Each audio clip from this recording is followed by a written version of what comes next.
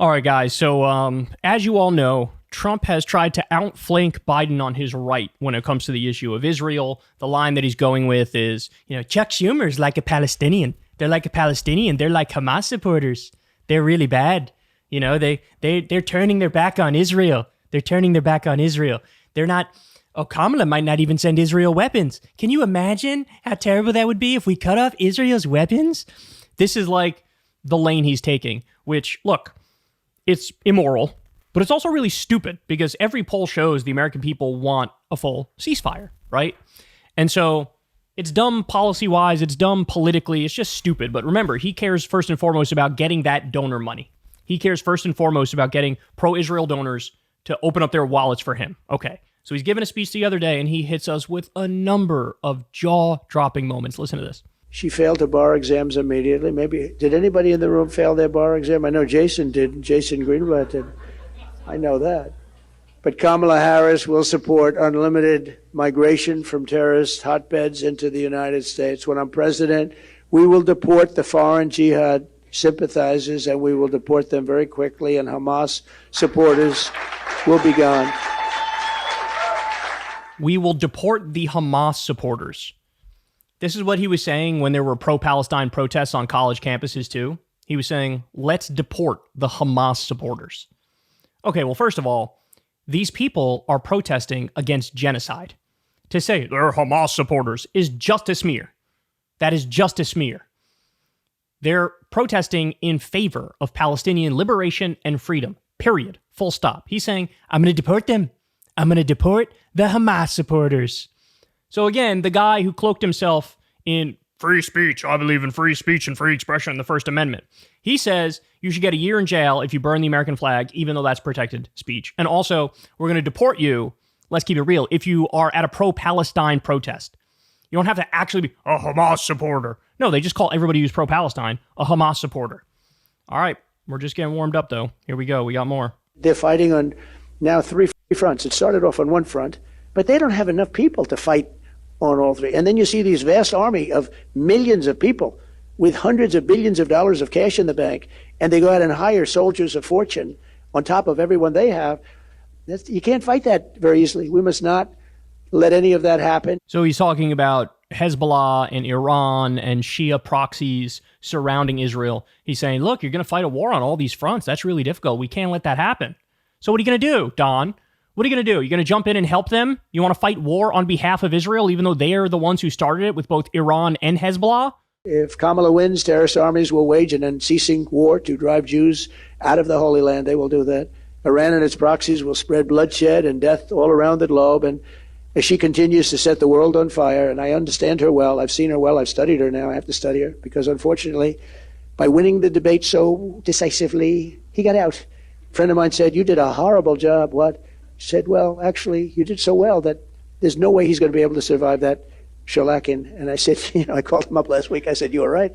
But we should do just as well against this one and better maybe in certain ways because, we have to define her. We have to let people know. You have to let people know. So implying, look, I'm gonna back Israel. I'm going to give them weapons. I'm going to support them in their three-front war. That's the last thing anybody wants to hear.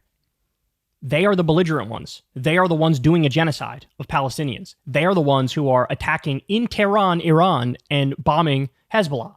So they get to start it, and they get to bomb whoever they want, and they get to wage offensive attacks, and then these countries are not allowed to respond. And if they respond, you're saying we're going to jump in on the side of Israel? This whole speech is just pathetic, and it's him bending over and spreading it for Israel. In the wake of the October 7th attacks, we've also seen the scourge of anti-Semitism rearing its head right here at home, and you've seen that loud and clear. Jews have been beaten and bear-maced. You know what bear-maced is? On their way to a synagogue in Los Angeles. Nobody's seen anything like this. What's going on now is exactly what was going on before the Holocaust. Oh my God. Exactly. So as Israel is doing a genocide, he's fear-mongering and saying the rise of anti-Semitism is like right before the Holocaust. You know who's getting holocausted, Don? It's Palestinians. It's Palestinians. And he doesn't have shit to say about anti-Muslim or anti-Arab or anti-Palestinian bigotry.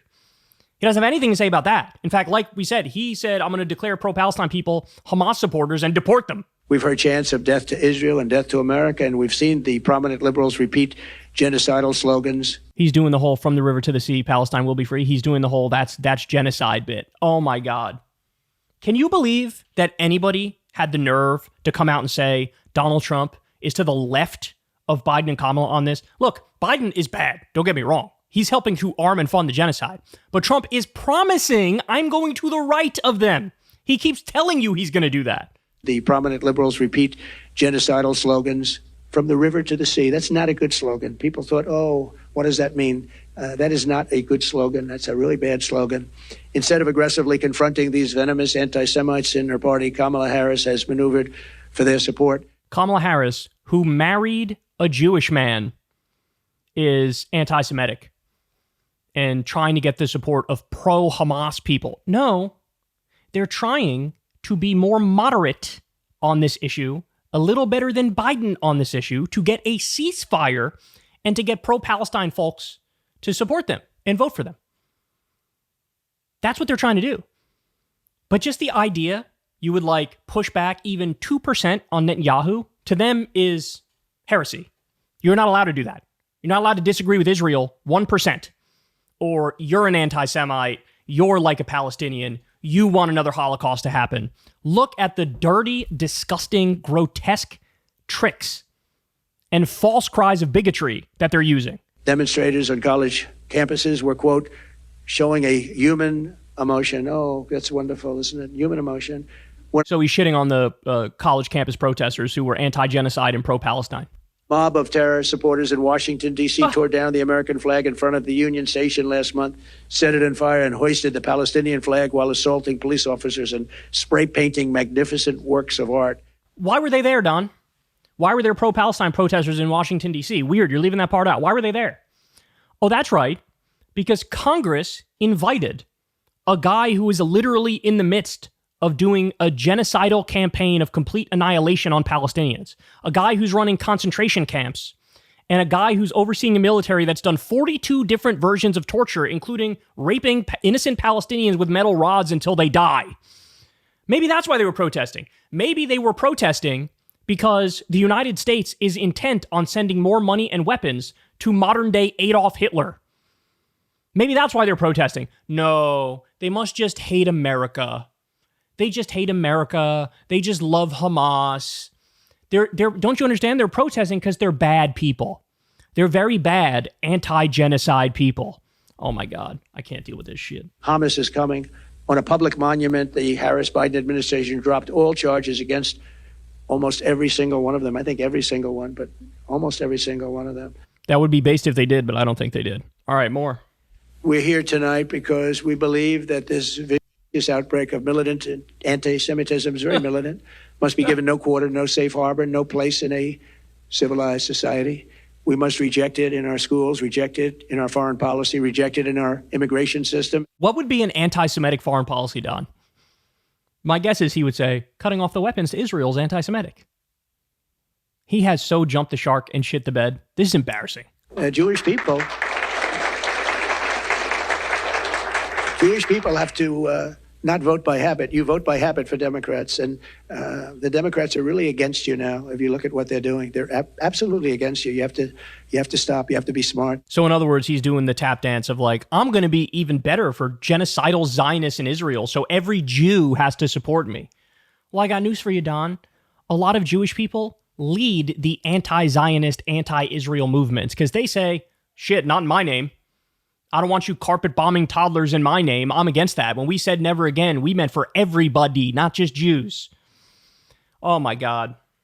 So this should make your blood boil. This whole thing should make your blood boil. This entire speech was him bending over and spreading it for Israel and saying, I'll give you all the money you want. I'll give you all the weapons you want. Just give me the money. Give me. Give me the money so I can run a campaign and I can win. And then when I'm in there, you'll get whatever you want. And I will flat out support the complete annihilation of Palestinians, including in the West Bank. I can't reiterate this enough. In the West Bank, Miriam Adelson's given him $100 million under the condition that you let Israel annex the West Bank. So in other words, what we're seeing right now in Gaza, we will see a very similar thing in the West Bank if Donald Trump wins.